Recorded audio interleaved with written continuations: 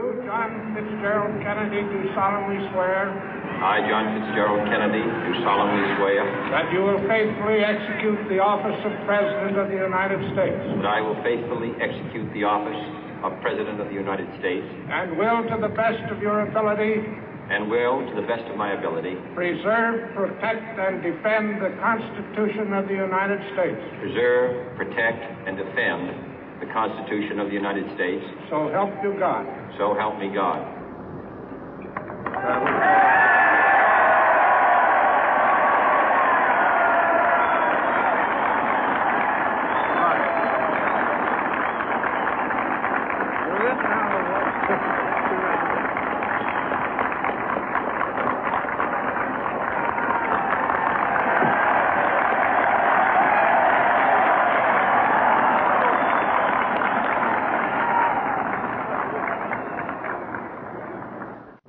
Vice President Johnson, Mr. Speaker, Mr. Chief Justice, President Eisenhower, Vice President Nixon, President Truman, Reverend clergy, fellow citizens. We observe today not a victory of party, but a celebration of freedom, symbolizing an end as well as a beginning, signifying renewal as well as change. For I have sworn before you and Almighty God the same solemn oath our forebears prescribed nearly a century and 3/4 ago. The world is very different now, for man holds in his mortal hands the power to abolish all forms of human poverty and all forms of human life. And yet the same revolutionary beliefs for which our forebears fought are still at issue around the globe. The belief that the rights of man come not from the generosity of the state, but from the hand of God. We dare not forget today that we are the heirs of that first revolution.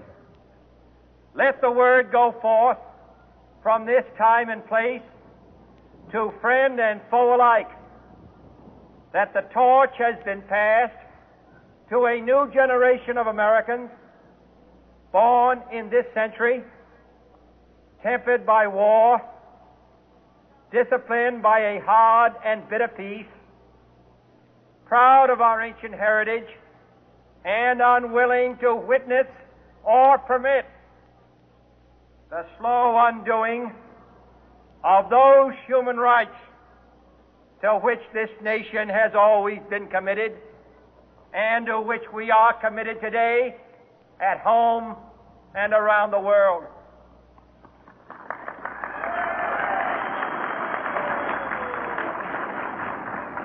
Let every nation know, whether it wishes us well or ill, that we shall pay any price, bear any burden, meet any hardship, support any friend, oppose any foe to assure the survival and the success of liberty.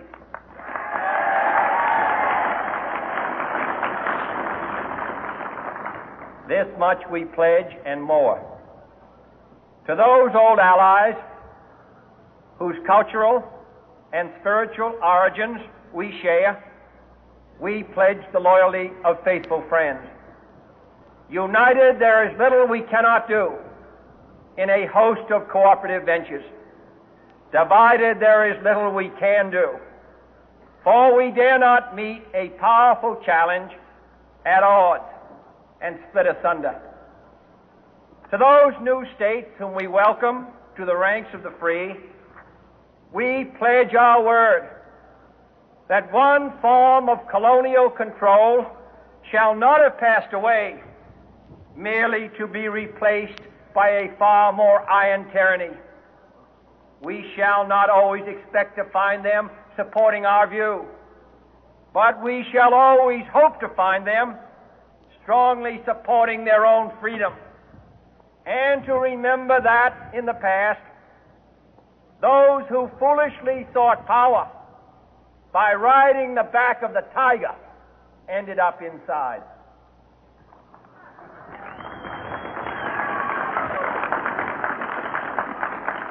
To those people in the huts and villages of half the globe struggling to break the bonds of mass misery, we pledge our best efforts to help them help themselves for whatever period is required, not because the communists may be doing it, not because we seek their votes, but because it is right. If a free society cannot help the many who are poor, it cannot save the few who are rich.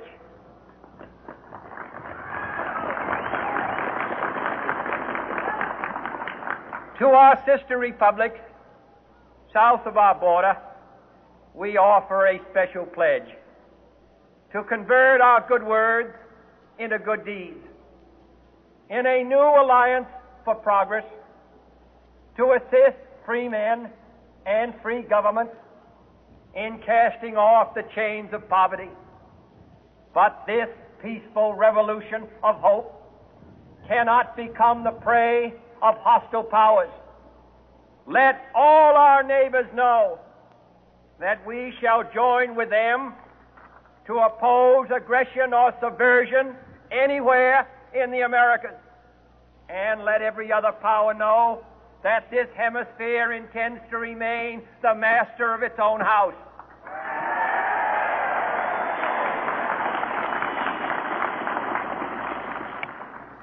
To that World Assembly of Sovereign States, the United Nations, our last best hope, in an age where the instruments of war have far outpaced the instruments of peace, we renew our pledge of support to prevent it from becoming merely a forum for invective, to strengthen its shield of the new and the weak, and to enlarge the area in which its writ may run.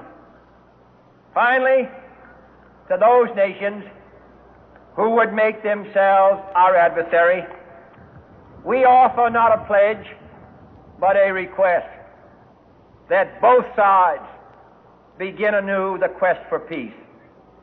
Before the dark powers of destruction, unleashed by science, engulf all humanity in planned or accidental self-destruction, we dare not tempt them with weakness, for only when our arms are sufficient beyond doubt can we be certain beyond doubt that they will never be employed.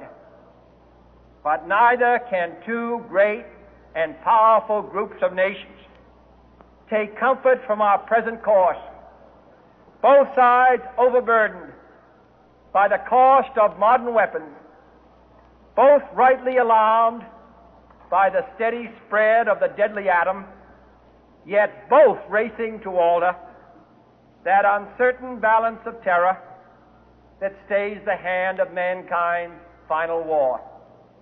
So let us begin anew, remembering on both sides that civility is not a sign of weakness, and sincerity is always subject to proof.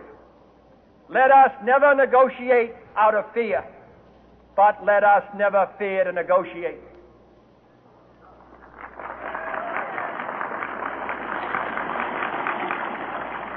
Let both sides explore what problems unite us, instead of belaboring those problems which divide us.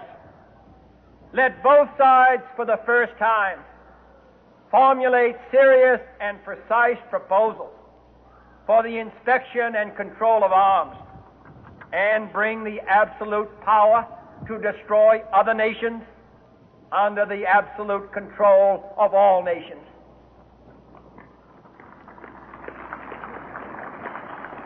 Let both sides seek to invoke the wonders of science instead of its terrors. Together, let us explore the stars, conquer the deserts, eradicate disease, tap the ocean depth, and encourage the arts and commerce. Let both sides unite to heed in all corners of the earth the command of Isaiah to undo the heavy burden and let the oppressed go free. And if a beachhead of cooperation may push back the jungle of suspicion, let both sides join in creating a new endeavor, not a new balance of power, but a new world of law, where the strong are just and the weak secure and the peace preserved. All this will not be finished in the first 100 days, nor will it be finished in the first 1,000 days, nor in the life of this administration, nor even perhaps in our lifetime on this planet. But let us begin.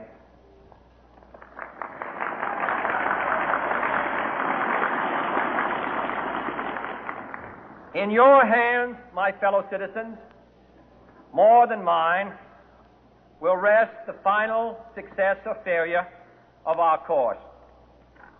Since this country was founded, each generation of Americans has been summoned to give testimony to its national loyalty.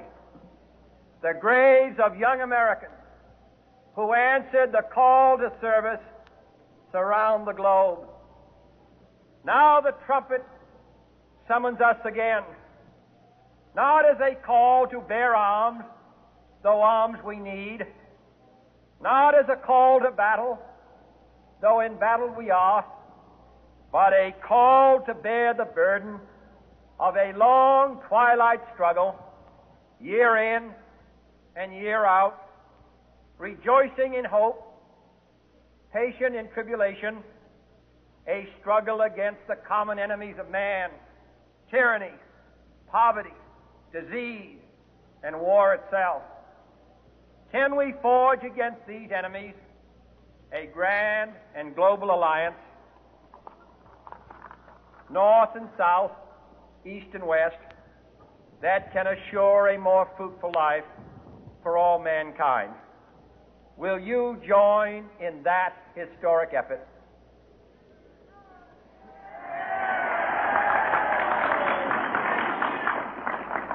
In the long history of the world, only a few generations have been granted the role of defending freedom in its hour of maximum danger. I do not shrink from this responsibility. I welcome it.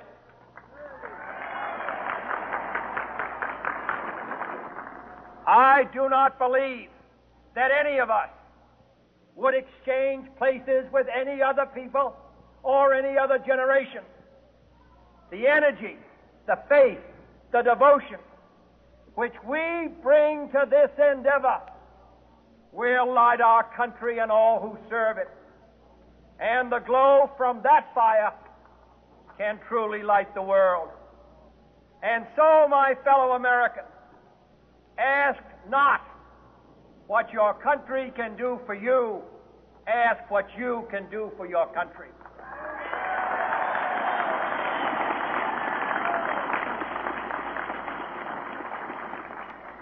My fellow citizens of the world, ask not what America will do for you, but what together we can do for the freedom of man.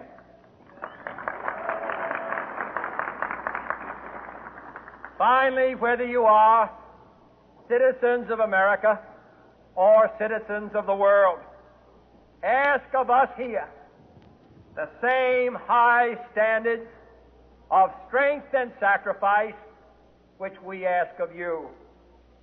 With a good conscience, our only sure reward, with history the final judge of our deeds, let us go forth to lead the land we love, asking His blessing and His help, but knowing that here on earth God's work must truly be our own.